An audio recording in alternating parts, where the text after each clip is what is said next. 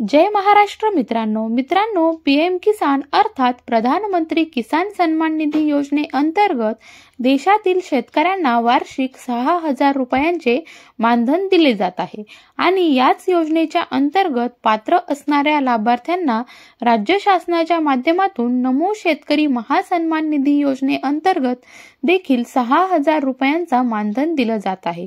मित्रांनो, अशा प्रकारच्या योजनेमध्ये मोठ्या प्रमाणात लाभार्थी पात्र असताना काही लाभार्थ्यांचे अचानक हप्ते येणे बंद झालेले आहे आणि याच्याच संदर्भातील एक कारण देखील समोर येत आहे, ते म्हणजे व्हॉलंटरी सरेंडर। मित्रांनो, तर याविषयीची सविस्तर अशी माहिती आपण या व्हिडिओच्या माध्यमातून जाणून घेण्याचा प्रयत्न करणार आहोत, त्यामुळे व्हिडिओ नक्की शेवटपर्यंत पहा आणि आपल्या चॅनलवर पहिल्यांदाच आला असाल तर चॅनलला सबस्क्राइब करून घ्या, जेणेकरून अशाच प्रकारचे नवनवीन व्हिडिओ तुम्हाला या ठिकाणी भेटत राहतील।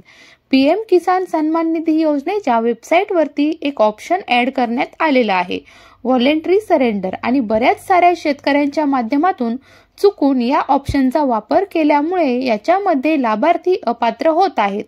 पुन्हा या योजनेच्या अंतर्गत अशा लाभार्थ्यांना नवीन अर्ज देखील करता येत नाही। मित्रांनो, याच्यासाठी आपण जर पाहिलं तर पीएम किसान सन्मान निधीच्या वेबसाईटवरती आल्यानंतर खाली सर्वात शेवटी एक ऑप्शन आपण या ठिकाणी पाहू शकता, voluntary surrender for PM Kisan benefits, अर्थात या योजनेमधून बाहेर निघण्याचा मार्ग।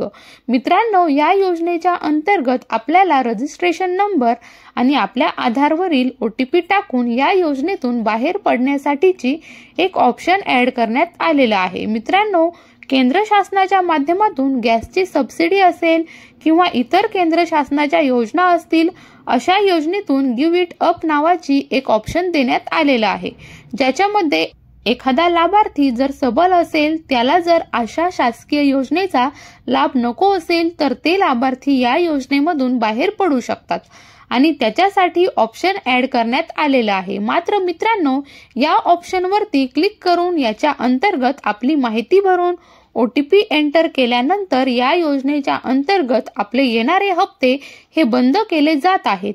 याचबरोबर या योजनेच्या अंतर्गत पुन्हा नव्याने रजिस्ट्रेशन देखील आपल्याला करता येणार नाही। अशा प्रकारच्या सूचना दाखवूनच आपल्याला व्हॉलंटरी सरेंडर करण्यासाठी सांगितलं जात आहे। अर्थात याच्या अंतर्गत आपण जर व्हॉलंटरी सरेंडर जर केलं तर आपले येणारे पुढील सर्व हप्ते बंद होतील, या योजनेमधून आपला लाभार्थी म्हणून अपात्र केलं जाईल आणि याच्यानंतर याच योजनेअंतर्गत पुन्हा नव्याने रजिस्ट्रेशन देखील आपल्याला करता येणार नाही। याच्यामुळे जर आपल्याला योजनेतून बाहेर पडायचं नसेल तर या ऑप्शनचा वापर करण्याचे टाळा।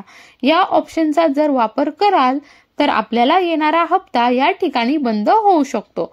मोठ्या प्रमाणात जे लाभार्थी आहेत ते चुकून व्हॉलंटरी सरेंडरच्या अंतर्गत ऑप्शन क्लिक केल्यामुळे, ते सबमिट केल्यामुळे बंद झालेले आहेत। भविष्यात देखील बरेच सारे लाभार्थी याच्यावरती विनाकारण काम नसताना सुद्धा चेक करत आहेत आणि हे चेक केल्यामुळे आता हा हप्ता बंद होऊ शकतो।